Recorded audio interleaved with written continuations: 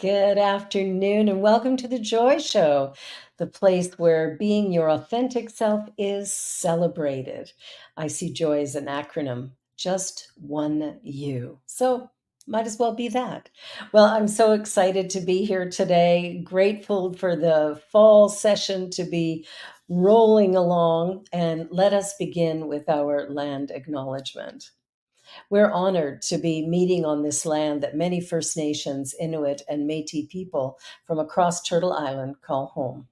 We acknowledge and thank the original caretakers and knowledge keepers of this territory, the Mississaugas of the Credit, the Anishinaabe, the Chippewa, the Haudenosaunee, and the Wendat. We also give thanks to all other Indigenous peoples, recorded and unrecorded, who have shared responsibility for this territory. In honoring the Dish with One Spoon Treaty, which protects this territory, we accept our responsibility to peaceably share and care for the resources that surround us. We also acknowledge, as inhabitants of this land, that inequity and discrimination continue to affect our BIPOC and 2S LGBTQ plus family. So we therefore strive to be allies and take an active part in reconciliation. Recognizing our ultimate oneness and acknowledging our reality, past and present, we commit to moving forward in a spirit of mutual cooperation. We are one.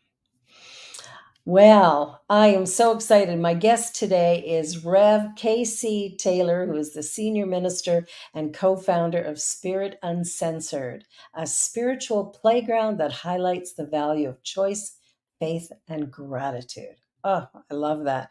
Currently, Spirit Uncensored events include Spirit and Spirits, which is a monthly spiritual discussion held at a queer dive bar in Oklahoma City. That sounds like a lot of fun.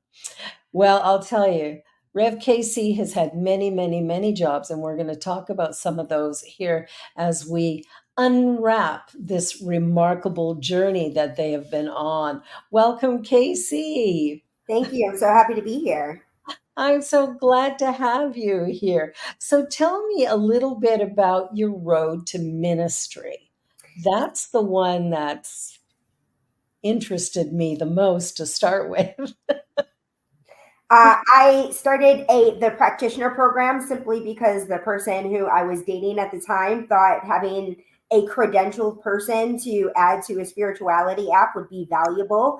And the class had such a significant positive impact on my life that I just wanted more education. And ministerial is what not logically came after that. I had no intention of actually practicing and utilizing ministerial school, well, other than the lessons that I applied to my personal life. And when I completed it, centers around Southern California just started calling me and asking me to speak. And at that time, I had very little money. So for someone to say, "Hey, will you drive here and we'll give you $200 for an inspirational message?" I was all for that. And so just more and more places were calling, and I was found success in Hollywood, which is what drove me to these classes. This was the kind of results I was looking for, was success in Hollywood. So I was getting that success while at the same time getting this other area of success that I wasn't even looking for.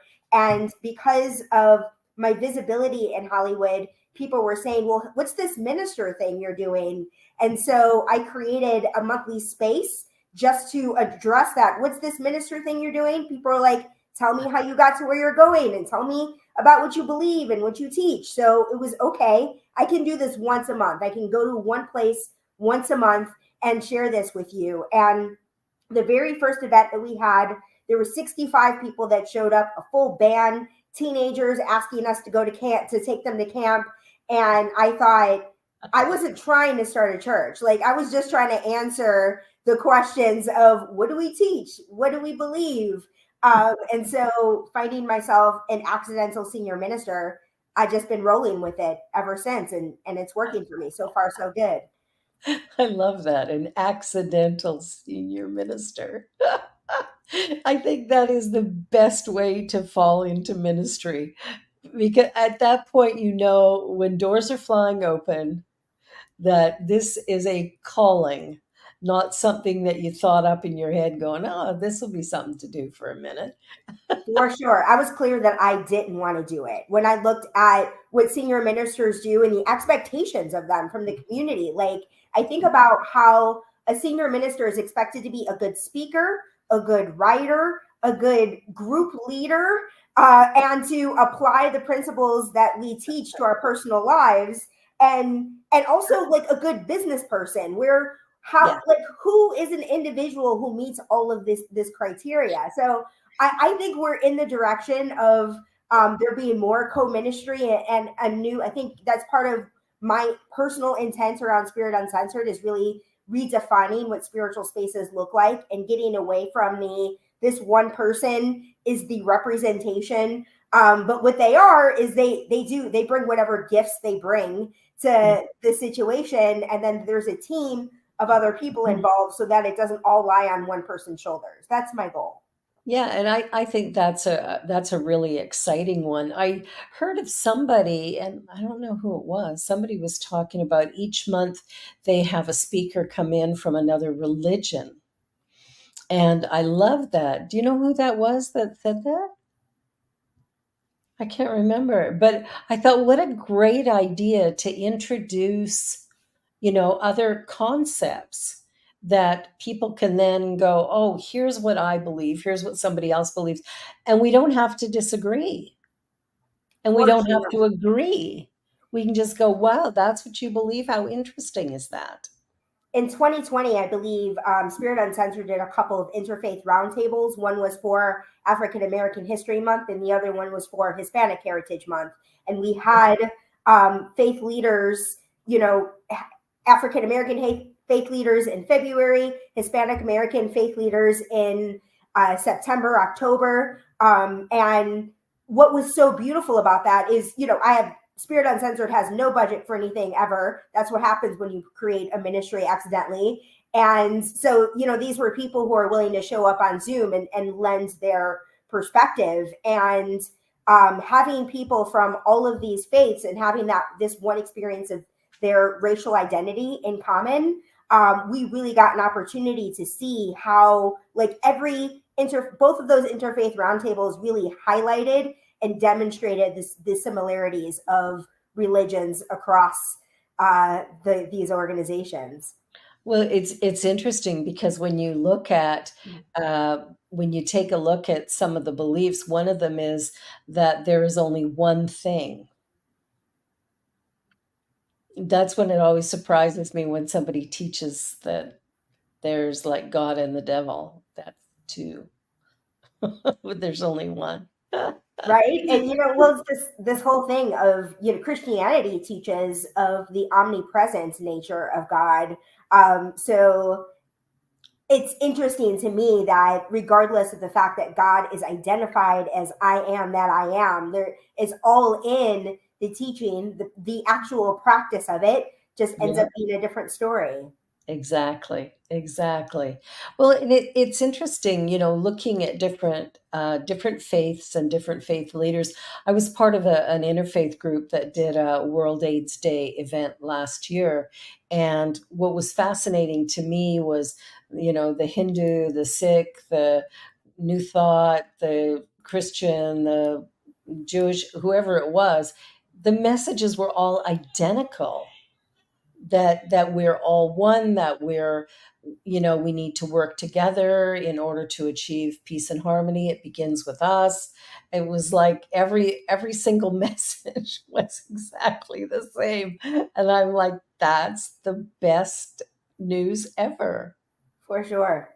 Like that really that just lit me up. I thought that's phenomenal to know that.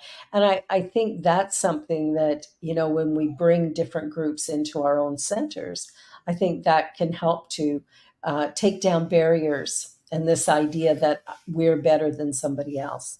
Absolutely. Nice.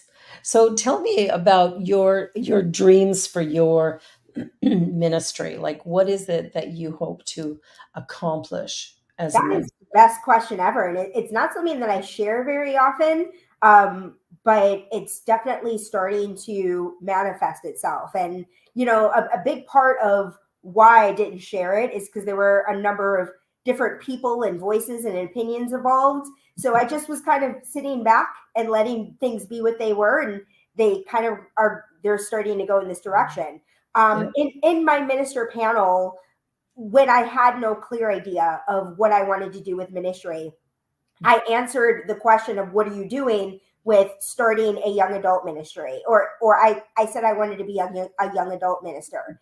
Yeah. And that statement, regardless of the fact that it didn't necessarily feel true to me in the moment, had power. And so this is how Spirit Uncensored itself was born. And Next Gen is an annual retreat. There's never been an official organization behind Next Gen at all whatsoever. And I am somebody who is actively advocating on behalf of younger adults in the Centers for Spiritual Living movement, namely because I was one of those 35-year-old ministers who felt like young adults shouldn't feel my only option. At 35, it seemed reasonable that being there, that a path to senior ministry would feel viable. And the fact that it didn't, to me, was a very glaring necessity of our movement to truly operate from a place of oneness. 35-year-old ministers should, I believe, should be comfortable and empowered to navigate the Centers for Spiritual Living as a senior minister. I am happy to report, though, that 7 years later, I believe that our organization is very different. That at the time that I emerged, and a lot of things have really kind of come together, and there's been an effort towards supporting younger adults in our movement more than ever before. But Next Gen was the place where I found my spiritual food in a way that I was not seeing anywhere else in the world. And Next Gen is that my attendance of that first retreat where people were using curse words in the middle of prayer, that was where I got the idea for Spirit Uncensored, was to create this uncensored spiritual space for people to be who they are, regardless of age, race, understanding of spirit, for it to be a safe place for people to be who they are, or a spiritual playground, as I like to call it. And so as I said, because it was such an accidental ministry, I didn't have like clear, tangible goals. But what I did know is the person who, one of the leaders of Next Gen, Reverend Audra Nicole, was someone that I wanted to be in charge of Spirit Uncensored. I wanted her to be senior minister because I wanted Spirit Uncensored to exist, but I didn't want to have to be the one to run it. I wanted someone who wanted to be a minister, actually wanted to be a minister, didn't just fall into it accidentally, to be the one on the ground actually doing the work. So Next Gen almost died in 2020. The leadership team was feeling like they were aging out, which they were, and there was really no one in place. And because of the pandemic, we didn't have an opportunity to really build and invest in that next generation of leaders. But Yeah. the Next Gen retreat is going to be in 2 weeks from now. It is the first retreat that has ever been sold out in its history. And this is the first time I've ever served on the leadership team. So I have this, my intent is for Next Gen, for Spirit Uncensored to serve as the permanent home for Next Gen. That when people think of young adult leaders in our movement, that Spirit Uncensored is what they think of, and that Spirit Uncensored serves as a place for emerging leaders to practice ministry. It was the place for me to practice ministry for the last 5 years. And Audra has recently stepped in as co-minister. It has not officially been announced yet. So my plan is for Audra and I to work closely together. She's been very supportive of Spirit Uncensored. She's literally texting me pictures of stickers that she designed and asked me to call her right after the Joy Show is over. Appreciate the shout out and the picture of Audra there. And so my goal, my dream is for Audra to run Spirit Uncensored, and for Spirit Uncensored to serve as the safe place for another emerging leader, and for it to be this revolving door of newer leaders to have the spiritual playground and and explore ministry for themselves while having the safety of an infrastructure of an existing organization to do that, and for next gen to continue to live on and have that safe place. One of the things that Audra and I are also working on is a wisdom council, so that as people are aging out of next gen, there's a place that they can go to add support for people who have never been in the next gen community but are advocates and interested in supporting next gen. It's that place for that to happen. So at Asilomar just this year, Audra got the idea while we were at Asilomar. We started having those conversations, and we've been collecting emails for that wisdom council so that next gen can continue, and it without the threat of a new generation aging out consistently. Yeah, that's really important, planning for the future to make sure. I think that's what's so important about this next gen work, is that if we don't plan for the future, we won't have one. Exactly. Because we got a lot of older people in our centers, and that, yeah, that's not going to do it. So what about the idea of inclusivity and equity?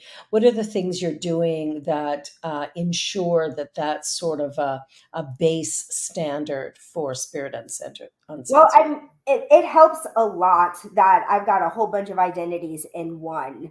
And so just the nature of my identity of being queer, of being mixed race, has made it so that a variety of people are attracted to our movement. And also the fact that I've been a part of multiple centers for spiritual livings across the country that have been predominantly white and predominantly older. And so because of that, we have a really good mix of diverse representation. And I've tried to be proactive as opposed to reactive of the things that are happening in the world. As I mentioned, we did those interfaith roundtables really as a result of the conversations about race that were happening in the world at the time. You're showing this drag show fundraiser that that was really just, there was somebody in our family that is a drag show performer, was 17 and didn't have a place to perform. And so it was a win-win. We give the 17-year-old a platform and raise money for the spiritual center at the same time. Nice. So what we do, I would say, like, this is really Spirit Uncensored, with its nature being a spiritual playground, means that we are not telling someone that they need to have a certain amount of education. I don't have you have to take this many classes, or this class itself is required for you to engage in spiritual leadership. If you are somebody who is engaged in the community and showing up and demonstrating leadership, then that's all we need. The fact that you have the consciousness, that's what matters. So what we do is we support people who have the consciousness, are engaged and interested. And this event that we're looking at right now, New Thoughts on Gender Identity, one of our members who has been very active, 25-year-old transgender woman, Italian transgender woman in the community, that specifically said to me, I want to do a New Thoughts program, a monthly experience on specifically gender identity. And so she chose the facilitators. She designed this marketing piece that we're looking at. And so this is what being supportive of emerging leaders looks like, is saying, not restricting somebody based on how much education they have, but giving them a platform and a space to practice and play with spirituality. Well, and I think that's very smart on your part, because everybody comes to the table with a different set of skills, and the level of wisdom they have in one area may have nothing to do with something else. I was looking at taking a doctorate program, a Master's of Divinity, at one of the, can't remember which spiritual center, and was told that I can't because I don't have my bachelor degree. And it's like, wow, where does consciousness play in when it comes to ministry? Because it should be the first thing, not whether or not I went to university to get a Bachelor of Arts or whatever, right? Yeah, that one's tough, just because, like, that's what the credential organization decides. And so when you want the credibility of saying we are a real school and your master's degree means something, your doctorate means something, you have Yeah. to follow the guidelines that the credentialing body has decided. And that's just what the credentialing bodies, how they operate. Yeah, exactly. And I look at it and I go, I get it. I understand.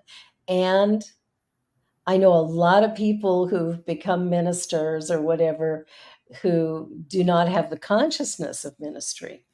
And so it's like it just feels, that one feels like a weird one when it comes to ministry. I can see it in other fields, but ministry, that it just baffles me. Yeah, I hear you. It's just a matter of credibility. Like Yeah, what gets to count as credible? Because there's so many places out here that will issue a master's degree without a bachelor's degree, but don't have that credentialing body. yeah, So those people, when they try and use their degree or apply it in some sort of way, there's just this backlash around credibility that comes yeah. into play.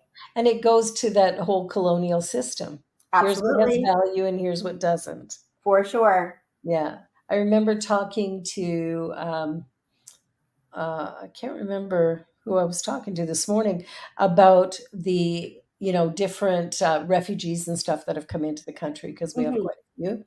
And that, we'll have doctors and lawyers and accountants and all kinds of people come in who can't work in those fields because we don't recognize it. Yeah. That, and It's even like, state to state, you can yeah, pass an exam and you get a license to do this in this state. And yes, I get that this other state has different laws or whatever it may be, but same thing in there's no Canada. reason that it's a whole nother set of classes or things associated with it. Yeah, it's the same thing here.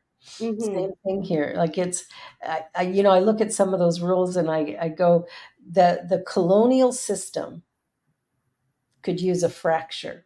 Absolutely.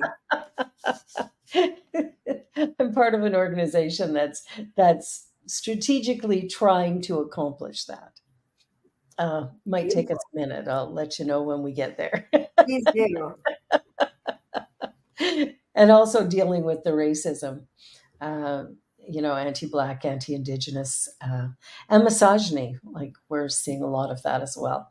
So it's like changing the narrative For sure. completely. And of course, people don't like change. So, It's the only constant in the world, right?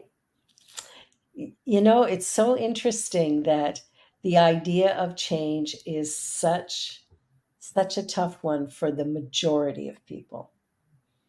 Just like the meme you were talking about earlier. It's like, I want all this new stuff, but I don't want to change to get it.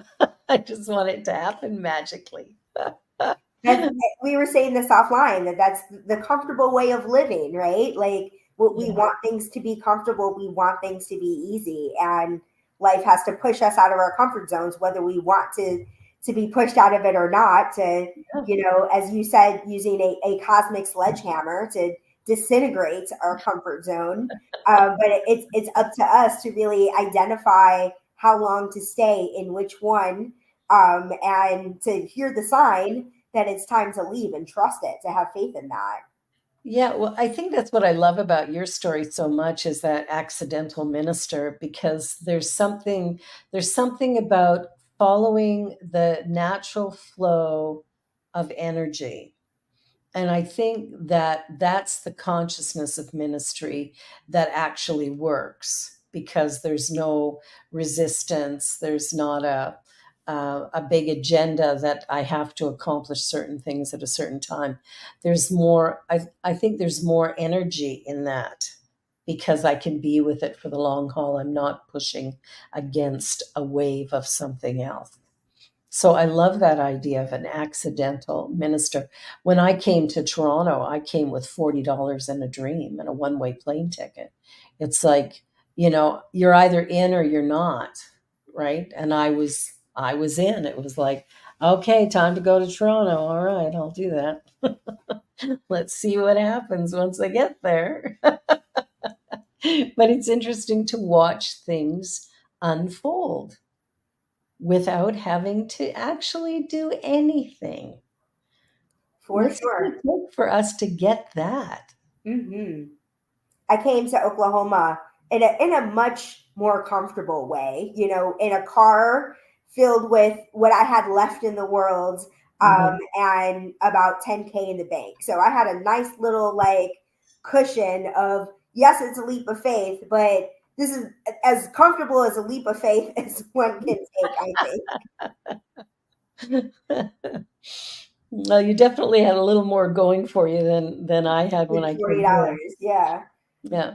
But it's, it's fascinating how it all works out, right? Absolutely. Yeah. I think of how I don't know what it was that made me think about this, how I've noticed I've been in positions where I have no idea what, like, no experience in the thing that I'm doing at all whatsoever. I worked at a legal desk at a Hollywood agency and got no law background of any kind. Usually lawyers are in that job, but this person decided she didn't want a lawyer, and then just kind of taught me how to do the thing. And in Oklahoma, the first thing I ended up doing was as working as a case manager at a youth shelter. And beyond ministry, I've never worked in social services. And ministry as a nonprofit is a very different experience than really dedicating time and effort to supporting the community, when that's the thing that we're doing, is supporting people who are experiencing such extreme poverty where they don't have Yeah. shelter or access to food. And so, and also being young, that added piece of it. So Yeah. all of my teen camp kind of teen advisor support was helpful, and I found a lot of, like, I don't want to say like success, but my clients generally did well. Like my clients transit moved on, and as well as a case manager can take credit for. All of them aren't, living independently in their own apartments right now. Some of them were in different programs and, aren't necessarily better off than when we started. But all I can do is trust that I made a positive impact on that person in the time and the way that we worked together. I did what I could to get them housing and keep them housed, but ultimately the choice is theirs. And but like, Absolutely. I'm saying all that to say that, like, I don't know anything about nonprofit administration or anything. So I ended up like in this other kind of role at the shelter, and I was like, wait a minute, you all need to remember I have no experience in this. I don't know anything about this. So you'll have to figure out, if you need me, if you're looking to me to do this. I'm probably not the one. I can help a kid, but I can't design a program or write the policy and procedures. I am not the one. Well, it's interesting that you say that, and yet here you are doing what you're doing. I think sometimes we have innate abilities that maybe we're not clear about because of messaging we've received from media or the general public or family. I think there's some stuff that we don't realize about our own gifts and talents until we get put into a position where somebody says, here, try this. I think it has a lot to do with what you said about being a credentialed society. Is there's this idea that you have to have taken all of these classes before you step foot into whatever this thing is. And I Yeah. think we found the reality is, so people will spend all of this time and money on an education, and then the moment they step into whatever field, they learn that none of that stuff was actually relevant or applicable to what's actually happening in that industry today, or with that organization, the way this organization does things. They might have been learning how it was done 5, 10 years ago, or whatever it may be. Exactly. Lots of different reasons, or the academic perspective versus the thing that actually happens in reality. So it is definitely interesting that we require all of these credentials when they don't actually advance people in a lot of different ways. Like, my cousin is a hairdresser, and she was saying that they don't teach you how to do hair in beauty school, which, I mean, it's great that they explain the chemicals. You shouldn't be, putting all these chemicals in people's heads without understanding the consequences of all of that. But you think if what you want to do is learn how to be, to cut people's hair, they would teach you how to cut hair. That's not what happens.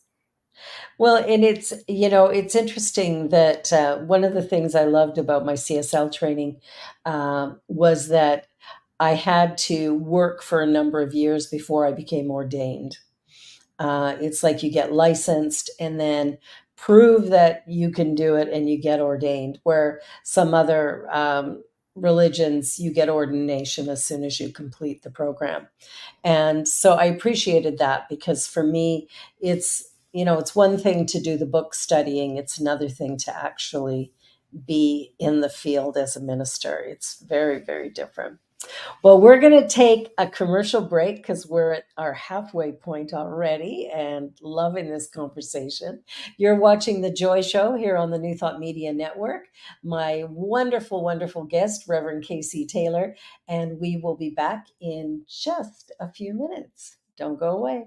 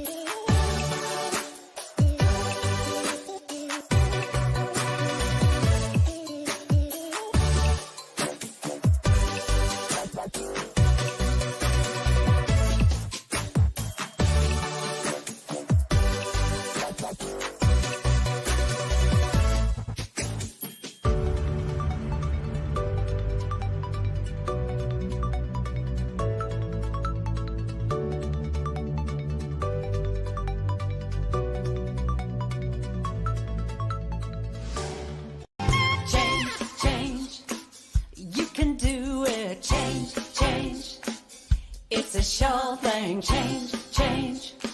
Expect a miracle change.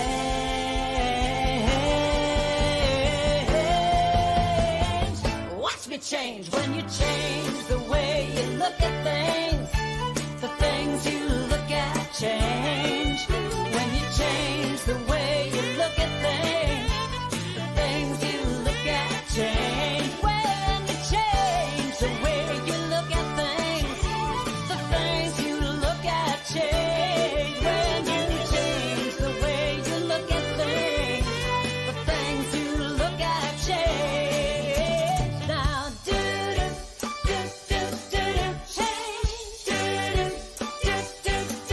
change. Change.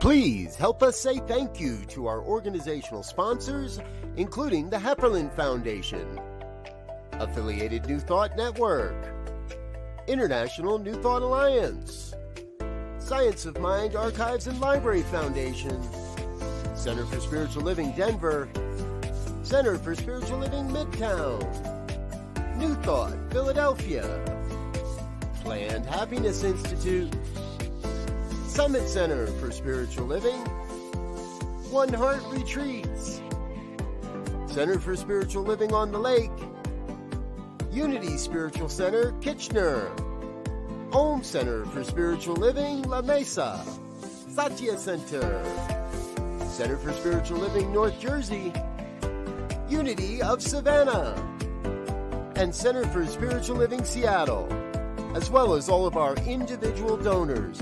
Thank you for making New Thought Media Network a place to be. Please come be you. And remember, like, share, and subscribe.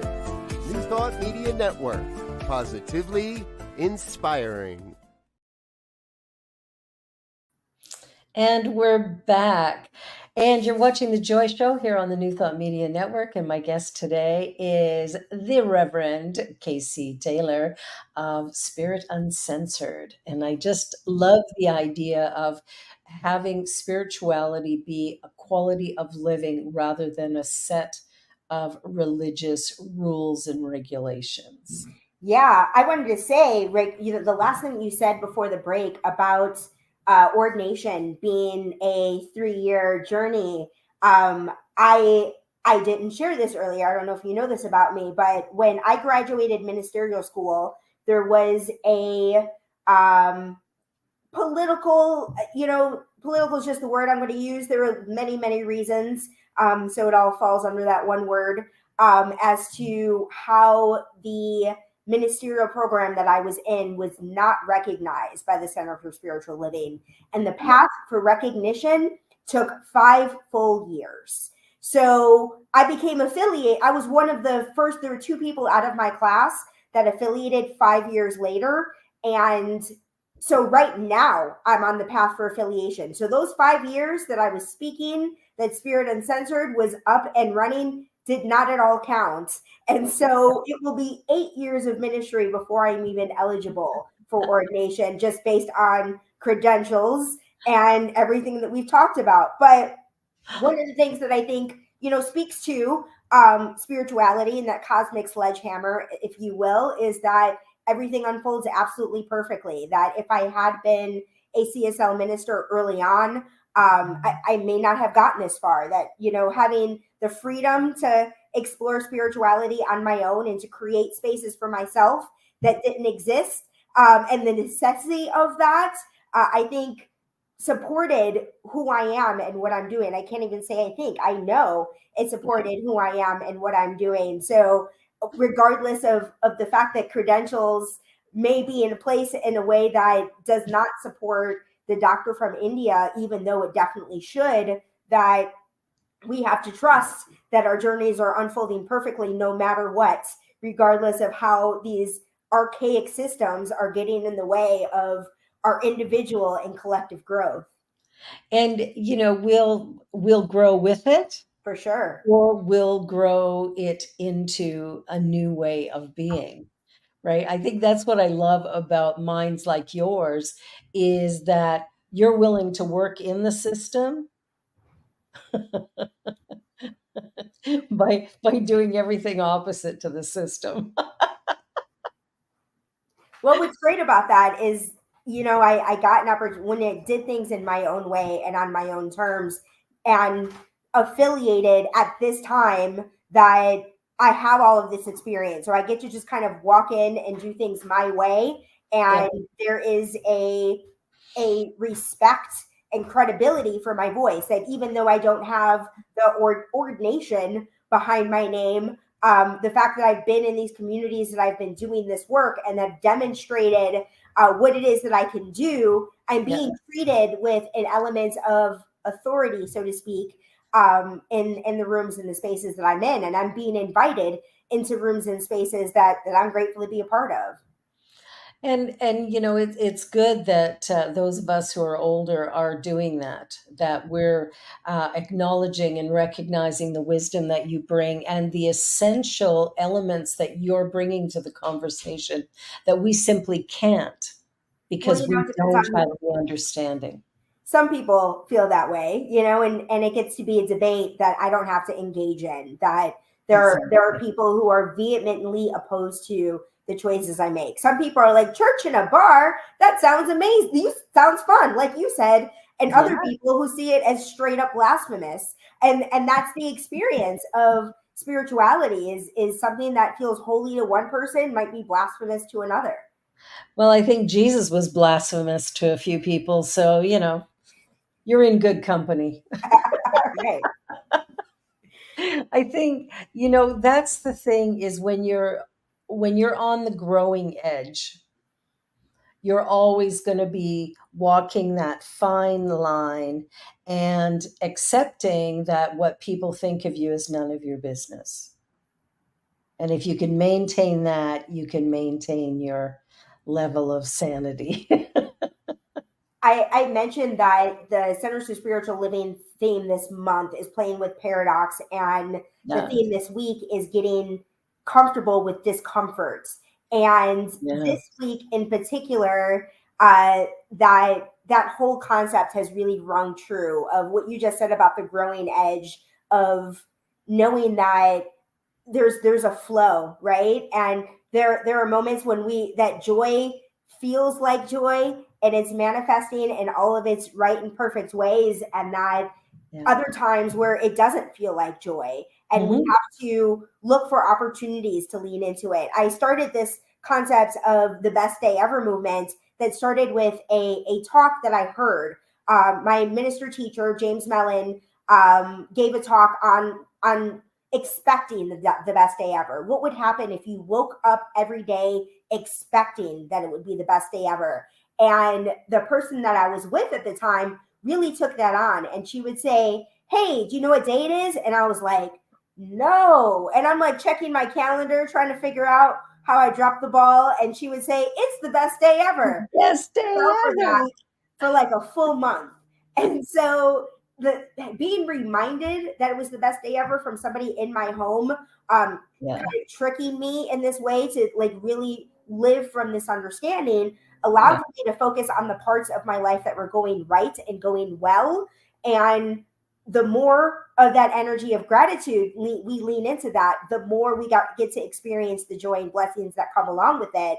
And as I've been practicing this for like 5-6 years now, it gets harder to do. It's not as if I've like, gotten joy down to science. It's that universe, my life unfolds in ways that pushes me to have to look harder to find joy. And sometimes I'm riding a wave of joy for so long, I forget how hard it is to have to look for it again. But Spirit always finds another opportunity to remind me to dig deeper and having gratitude for things that I take for granted, like a hot shower, like a roof over my head, like a working vehicle. Well, I as you were talking about digging deeper, I love that song, Dig a Little Deeper from Princess and the Frog, Madam Odie. I haven't watched that in a while. Now I almost turned on. It's so good because Madam Odie has just got this great voice and the lyrics of that and just the wisdom that character has, and nobody gets it, but it's absolutely stellar. That idea of digging deeper, I think, is what really allows us to take that very uncomfortable comfort zone, and shift ourselves into a new paradigm where we begin to actually grow in a completely new direction because we're finally able to sort of take off the veils that have been blocking our light and our ability to just shine our own unique gifts and talents. I think that's the thing we're looking for, is where our and there's Madam Odie. We better be careful with that. That might be I don't know, Walt Disney or Pixar or somebody would be going, whoa, you can't play that. See if they come for you. Yeah, if they come, we only got kicked off of YouTube once, and that was for talking about COVID. So. Interesting. Yeah, it was like medical misinformation. Like YouTube said to us, you can't do that. So it's we did what we did, the joy of talking about whatever. So as you're now looking at moving into a senior minister role in an existing center, what are the things you're hoping as you apply for these places? Like, because there's probably going to be a little bit of, are you the right person for us? Like, are you going to wear blue jeans on the podium? Are you going to like let a curse word out? Like, so tell me about your interview process. Do you think, what's that going to be like? Well, I've never actually. I think I was going to say I don't think I've ever cursed on the pulpit, but there's the book "You Are a Badass" by Jen Sincero, which I absolutely quoted, and that's just what the book is called. So like that just is what it is. I really more focus on like focusing on trying to like slip words into Science of Mind magazine articles and things of the like, and the global themes content, stuff that's getting more out there than trying to disrupt the community that I'm a part of. But my experience in Oklahoma City really is what gave me like both, I would say, the tangible experience and also the belief that this is something that I could do. I've taught a couple of classes, CSL classes, since I've been there, taught about 3. So like having taught 3 CSL classes, I feel like I've got that experience that I can bring. But United Life has been such a safe place. The fact that I host church in a bar, they were 100% supportive of it. The drag show, they were so supportive of that they asked for it to be an annual event, and we did more of them. And so, this community that I think I had assumptions about before I stepped in. But I was called, just like I felt like I was called to Oklahoma. I felt like I was called to, I heard Spirit tell me the my first day in Oklahoma City to walk into United Life and offer my services as the assistant minister. And they gave me a letter of call by that Sunday. We had that conversation on Tuesday, and I had a letter of call in hand and board core council approval in 5 days. So it was clear that Spirit called me here. And I feel like all of the support that I've received from the community has been a demonstration of that. So I trust that, I may land at a center that has a problem with my t-shirts and biker shorts on the stage, and we'll have a conversation about that. And I'm sure we'll have conversations about lots of things. But And sometimes the conversations are going to go on behind your back. But it would be a matter of whether this community feels like I am the image that they're looking for, or whether what I've got going on is too scary. You'll get an opportunity to know that straight from my application. My application has both I didn't know to sit and write how much experience that I've had over the course of the last 7 years.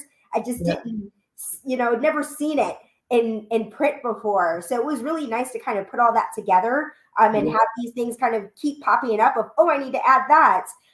So I'm super experienced for somebody who's never been a senior minister of a traditional center before. And I feel like having 2 years in an assistant role, having an opportunity to witness someone else do it in the Bible Belt, I think has been really valuable for my education. Oh, I agree completely. I think you're more than qualified. Thank you. More than qualified to do the job, for sure. I think it's interesting that the changes that are coming, the changes in languaging, the changes in what we see as spiritual. And I think, what I keep reminding my members about is you are spiritual. It's not something you get. It's not something you arrive at. It's not something that's going to happen to you. You are that. And the challenge you're faced with is being in this finite form as a spiritual being. Like, it's the human part that's the hard part. The spiritual, that's done. So I don't know, because I think about this as I was saying about growing edges and discomfort. Discomfort's part of the process, and I guess that's I don't know. I think it's the spiritual part too. I think about, and I'm planning to talk about this on Sunday. Is that what we are all on a hero's journey, and the hero's journey, the formula looks exactly the same from individual to mythic stories. It's the same formula. And it's designed that way for a reason, that we have to overcome obstacles, whether it's in human, whatever form we're in, there's an experience of overcoming obstacles. It's just a matter of the fact that we're conscious of it, that I think, therefore I am, that makes it feel harder, versus an ant that can carry 200 times its weight and is probably not this piece of food is so heavy, they're an ant. They're used, that's just what they do, versus whether it was conscious of itself, it might be complaining about what the queen is doing and, all of those other things. So because we're conscious of the ways that we're creative, I think we have these ideas about what the universe should be doing. And I'm grateful for the fact that we don't get to be the ones that decide what the universe should be doing. But that journey of fully living from a place of faith, of facing an experience of discomfort or looking at an obstacle that feels insurmountable, and know that there is an unseen power that is always available to lift you up over that obstacle that is not insurmountable, because nothing is insurmountable. Nothing is. So to have to be reminded of that again and again and again, and for that to new experiences of faith to emerge, you know what I mean? It might start with something like trusting that you have the rent money versus like trusting that you can end world hunger. You know what I mean? Like the more that we do apply these lessons in our own individual lives, the more we can do them for other organizations and really create a sizable shift. But it's so hard to do on an individual level. And I think there are so few examples of people who do it well that it just doesn't feel feasible or logical, when in reality, it's always happened and always will happen. It's fascinating because I look at spiritual mind treatment work that we do, and there's a lot less talk about how healing it is and how transformative it is. When I first started, it was like that was the whole thing is, do treatment to heal whatever circumstance you find yourself in. And what's interesting to me is I healed myself of spinal stenosis. A year and a half ago, I couldn't walk without a walker. And today I go to the gym and I do long walks and I do whatever I want. And I don't need a walker or a wheelchair. I'm perfectly fine. And it happened like that. It That's was, incredible. yeah, it's just, I'd been treating about it. And then all of a sudden there was a click. That moment where, it's done. That moment where it was like, yeah. And then there was no disagreement.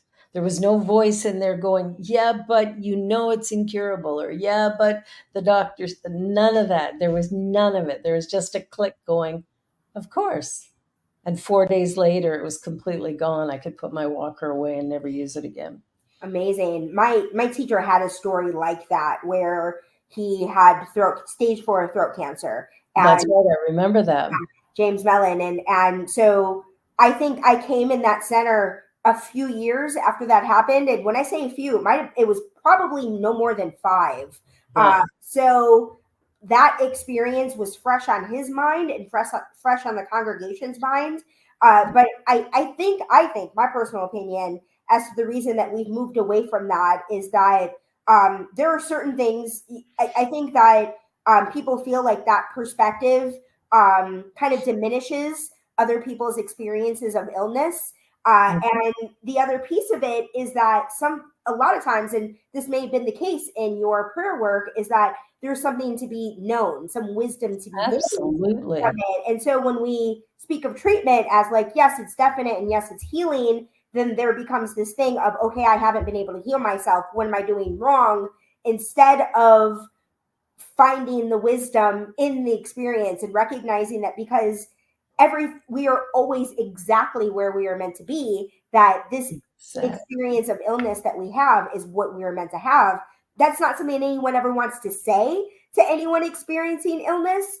But it's true. So it got really complicated. But I think that other end of it, like I personally, I'm grateful that I've never faced anything that has required any sort of significant healing. I never even had COVID, which I am so grateful for. So, yes. But for me, anytime I'm not feeling well, I want to see, like, I always keep trying. I've definitely made an effort to use treatment as a way for healing. But what has become my reality is I've recognized that anytime I get sick, that is my body's way of saying that I need rest. So I'm looking at those moments as teaching moments to notice when my body needs rest the first time instead of overextending myself so that my body has to literally sit me down when I ignore it.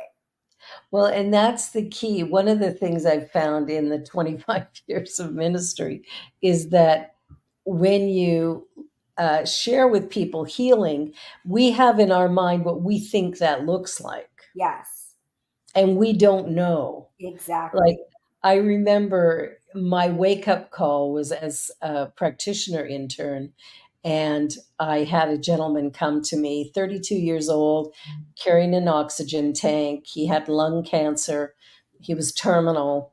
and he came to me for treatment. In my mind, he wanted the cancer gone. That was my first, before I even had a chat with him, I'm going, oh, okay, we're going to make this cancer go away. And he sat down with me and he said, I just want for this to be okay. And I'm like, okay, well, let me treat my mind first here because I'm on completely the wrong page. And for him, he died 2 weeks later. That was the healing. For The sure. healing was him letting go. Um, and the interesting thing is that we do, because we've decided what healing looks like, we've, in our infinite wisdom as these incredible human beings, our ego likes to go, here's how it is. And the truth is, we have no idea. Exactly. None whatsoever. None whatsoever. Oh my goodness, the time has just flown today. We're down to our last 3.5 minutes. Can you believe that? Yeah. So, what one thing would you like people to know about you and your ministry or your vision for ministry that we haven't touched base on yet? Gosh, that's really hard. My whole thing is, I was just reading this. I'm teaching a From Whence We Came class around the history of New Thoughts. And I really resonate with the fact that um, science of mind, religious science, has always been contemporary and it's always been led by spiritual rebels. I spoke about this at Asilomar, that we come from a history of people who defied expectations and norms beyond defining God for ourselves. And even debating whether it's a philosophy or a religion or whether it's really a science.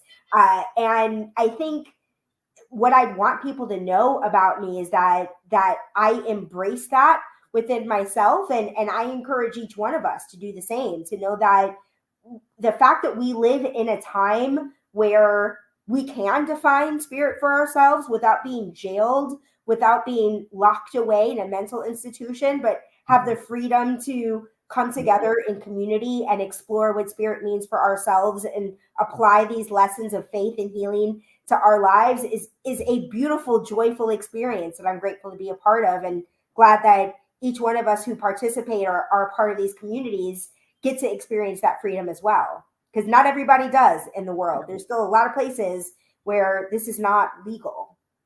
It's true. Well, it's not legal to be gay. It's not legal to, be, well, there's a whole lot of things that we're not able to be, which are innate to us. So I think that's a great, I love the idea of us being spiritual rebels. I see that as well, right from when I started in the 90s to now. It's like, for certain, I've often thought of myself as the irreverent reverend. Um, and I haven't been nearly as daring as you. So you're my hero. Because I want to be more, yeah, I want to be more daring. Well, I'm so grateful that you've been here. I love chatting with you, and I look forward to having more conversations and meeting you in person, maybe at the next convention. I don't know if I'll be at the next one or not. I'm going to Kenya, so we'll see what what comes between now and then, but all is well. And I'll just say to everybody, love is the answer. It doesn't really matter what the question is. And be you, because everybody else is taken. I love you, Rev KC. Thank you for being here. Deja, thank you for producing. And you're watching The Joy Show on the New Thought Media Network. Be sure to like, share, and subscribe. And send in a donation to New Thought Media. Keep us rocking and rolling. Bye, everybody. Bye, Casey. Yeah.